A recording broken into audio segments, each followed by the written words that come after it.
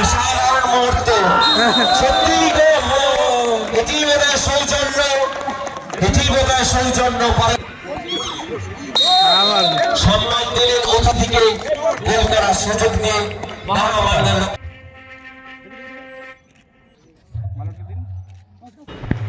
দুই দিন ব্যাপী বিরাট ফুটবল প্রতিযোগিতা হুগলির তারকেশ্বর থানার অন্তর্গত আইমা পাহাড়পুর আজাদ হিন্দ স্পোর্টিং ক্লাবের পরিচালনায় এই দুই দিন যেন ফুটবল জোরে কাঁপছিল আইমা পাহাড়পুরের বিস্তীর্ণ এলাকা। রাজ্যের বিভিন্ন প্রান্ত থেকে 8টি দল অংশগ্রহণ করে এই ফুটবল প্রতিযোগিতায় দুই দিনের খেলায় বিশিষ্ট অতিথি হিসেবে উপস্থিত ছিলেন বিশিষ্ট স্বনামধন্য ব্যক্তিবর্গরা। উপস্থিত ছিলেন প্রথম দিনে বুদ্ধিজীবী মঞ্চের রাজ্য সভাপতি ওয়াইজুল হক, তারকেশ্বর বিধানসভা বিধায়ক রামেন্দ্র সিংহ রায়, কলকাতা হাইকোর্টের আইনজীবী আনসার হক মণ্ডল সহ আরও অন্যান্য আইনজীবীরা। শেষ দিনে অর্থাৎ ফাইনালে উপস্থিত ছিলেন হুগলি জেলা পরিষদের সভাধিপতি, তারকেশ্বর পঞ্চায়েত সমিতির সভাধিপতি, তারকেশ্বর পঞ্চায়েত পৌরসভার প্রাক্তন চেয়ারম্যান এবং বলিউড অভিনেত্রী অনামিকা সাহা, তারকেশ্বর থানার ভারপ্রাপ্ত ওসি এবং ফাইনালের শেষ এবং প্রধান আকর্ষণ ছিল পশ্চিমবঙ্গ সরকারের লোকায়ুক্ত জাস্টিস প্রাক্তন বিচারপতি অসীম কুমার রায় মহাশয়। তাকে ঘিরে যেন চাঁদের হাট বসেছিল ফাইনাল দিনে। সৌজন্য বিনিময় করলেন, স্টেজে বসে খেলাও দেখলেন, প্লেয়ারদের সঙ্গে সৌজন্য সাক্ষাৎও করলেন। সব মিলিয়ে ফাইনাল দিনটা যেন আইমা পাহাড়পুর সহ বিস্তীর্ণ এলাকাবাসীদের কাছে এক স্মরণীয় দিন হয়ে থাকলো। শেষে কি বলে গেলেন প্রাক্তন বিচারপতি, দেখুন নির্ভীক কণ্ঠর সাক্ষাতে বিস্তারিত। প্রিয় দর্শক শ্রোতা, আপনারা দেখছেন নির্ভীক কণ্ঠ। এই মুহূর্তে আমরা আছি হুগলির তারকেশ্বর থানার অন্তর্গত পিয়াসারা আইমা পাহাড়পুরে, যে দুই দিন ব্যাপী বিরাট ফুটবল প্রতিযোগিতা, ফুটবল উৎসব।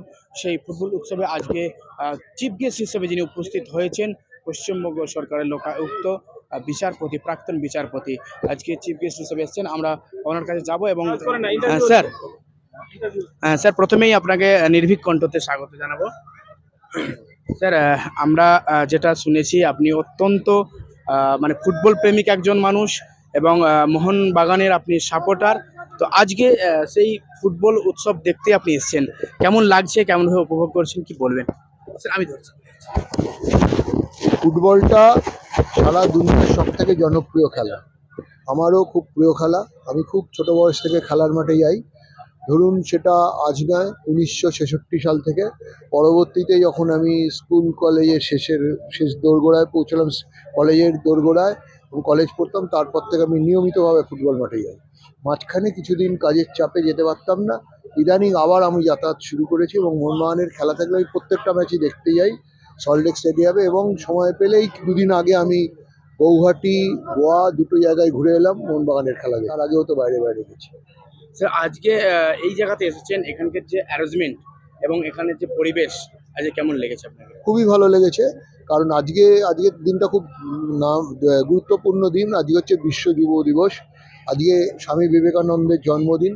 তবে এর মাঝখানেও একটা কথা আছে, আজকের দিনেই সূর্য সেনকে ফাঁসি দেওয়া হয়েছিল, সেই চট্টগ্রাম অস্ত্রাগার লুণ্ঠনের যিনি ছিলেন বিপ্লবী, তাকে। যাই হোক, এখানে খুবই ভালো লাগছে আমার।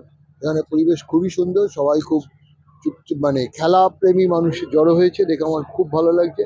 আপনারা যদি এইভাবে এই খেলাধুলোর চর্চা লাগিয়ে যেতে পারেন, টুর্নামেন্ট করতে পারেন, তাহলে আমার মনে হয় অদূর ভবিষ্যতে এখান থেকে অনেক ফুটবল প্লেয়ার উঠবে। এই তো দুদিন আগে সন্তোষ ট্রফির খেলা শেষ হলো, তাতে তো বাংলা আবার তার হৃত গৌরব ফিরে পেল এবং যারা খেললো তারা বাঙালির ছেলেরাই গোল করে বেরিয়ে এলো।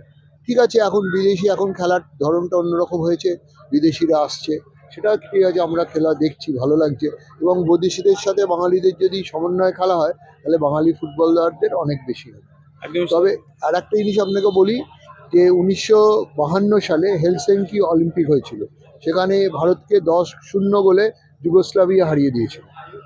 হ্যাঁ, তখন যেটা হয়েছিল তাতে হারাবার কারণ সেবার ভারতের খেলোয়াড়রা বিনা বুটে খালি পায়ে খেলেছিল।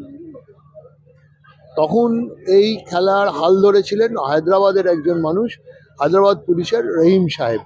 উনি আসেন এবং 62 সালে জাকার্তায় যে এশিয়ার চ্যাম্পিয়ন হয়, তাতে ওটাই একবার শেষবার এবং প্রথমবার বলতে গেলে, সেখানে ভারতবর্ষ 2-1 গোলে আপনার দক্ষিণ কোরিয়াকে হারিয়ে দিয়েছিল।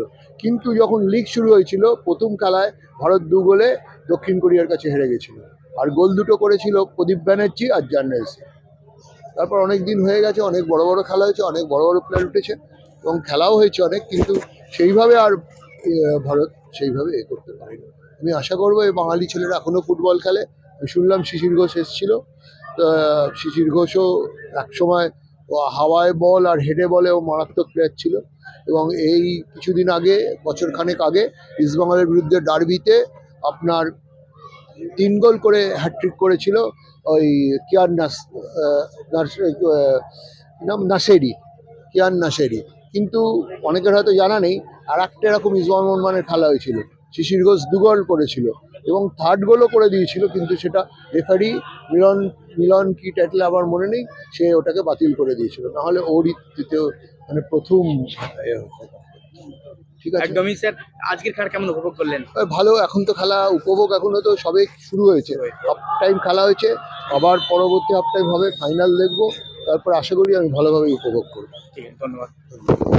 ধন্যবাদ স্যারকে। আমরা শুনলাম যে জাস্টিস প্রাক্তন বিচারপতি অসীম সরকার মহাশয়ের যে বক্তব্য, তিনি ফুটবলের ইতিহাস তুলে ধরলেন।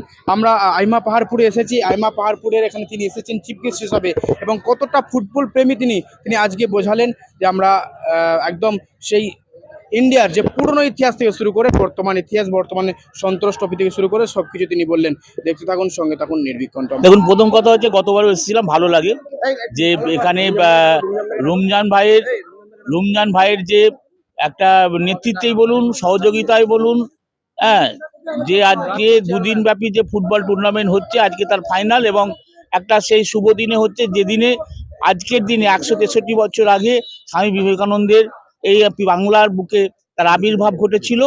তাই এই টুর্নামেন্টের সার্বিক সাফল্য কামনা করি, এবং রমজান ভাইকে বলবো, সাথে আমাদের আইমা পাহাড়পুর স্পোর্টিং ক্লাবের সমস্ত সদস্যদের বলবো, আপনারা এরকম ধরনের খেলাধুলার মধ্যে আপনারা প্রতি বছর করুন, কারণ খেলাধুলার আমাদের অনেক কিছু এনে দেয়, ভ্রাতৃত্ব এনে দেয়, বন্ধুত্ব তৈরি করে, শরীর স্বাস্থ্য ঠিক রাখে, হ্যাঁ, নিরোগ শরীর তৈরি করে। তাই এরকম উদ্যোগকে সাধুবাদ জানাই, এবং যদি কোনোদিন আমাকে কোনো কাজে প্রয়োজন হয় আমি তাদের পাশে আছি। গতকাল শিশির ঘোষ এসেছিলেন, তিনি বলে গেছেন এখানে প্রশিক্ষণ দেবেন, উনি সম্মতি দিয়েছেন।